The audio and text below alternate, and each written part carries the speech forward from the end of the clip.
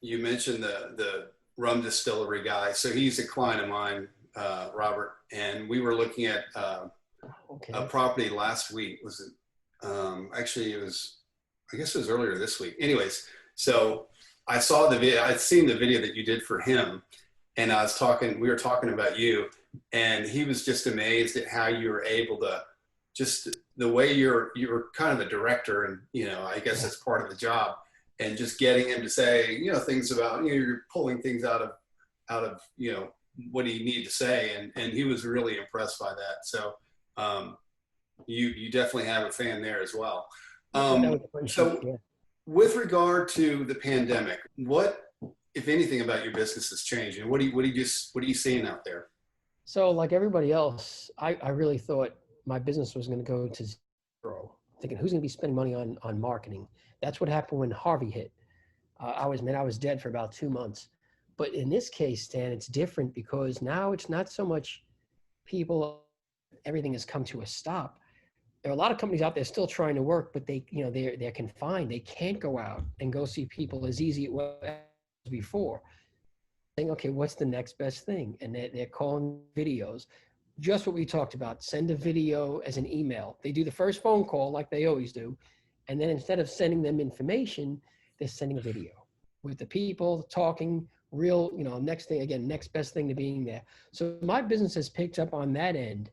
Also, I'm going to say 4 or 5 years ago, I started pushing something I believe in, which is buy local. There's nothing wrong with buying stuff online, but when you can, if you can buy local, I think it's important. And now with this whole COVID thing and what's been going on, I think people are starting to realize just how important it is to buy local.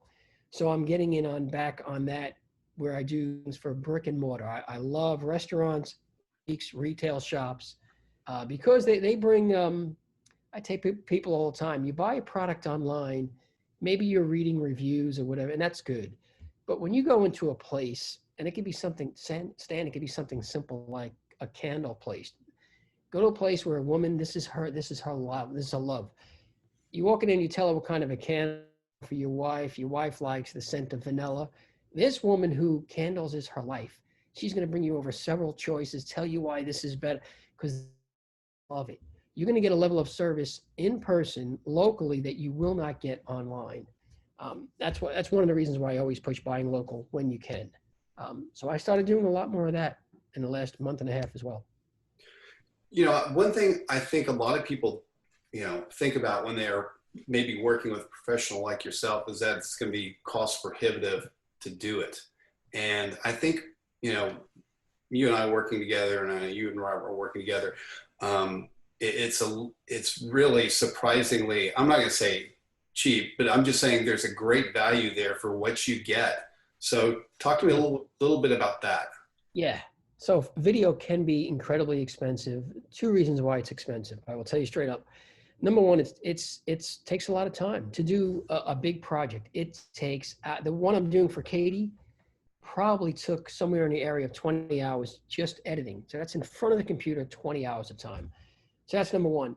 And then number two, most times when you work with a video company, you're working with a company. So there's the guy who owns the company, there's the guy who holds the camera. They have a guy who he does nothing but hold the mic. Well, all these people got to get paid before you even begin. With me, I do it all because that's what I've been doing. I'm the company owner. I'm the guy who shoots the camera. I'm going to mic you. I've interviewed. I lost count of how many people I've interviewed. So I'm very good at being able to, like you said with Robert, to get the people to say the right things. So you're working with one person. That's going to bring the cost way down. Number two, I do my pricing a little bit different. So, and I'll say this right on video. My pricing for, let's call them talking head videos, a salesperson or a lawyer speaking, or like you, speaking about what you're doing, where I know the editing, the post-production is going to be limited. I start off with a straight $300 to come out and shoot. Now, if I'm going to be out there for 2 hours, let's shoot as much as you want. Let's make 10 videos. It costs no difference to make 1 or 10 because I'm out there. You paid a $300 to shoot it. Now I have all the footage. And now you can tell me, as your budget allows, Rob, let's go ahead and produce video number 1 and 2. And those videos are going to be about 150 a piece, depending upon how much editing. but you could do them today. You could do them next month. I just keep them in the bank, and you call me when you're ready to go. And that's just a real easy way to doing it. Regular pricing in video, if you've ever priced it, usually it's half up front. Usually it's a few thousand, and you need half up front before you begin, and then the other half has to be delivered before you get the full video. And that's just how it's done. For most people, I don't do it that way. Right.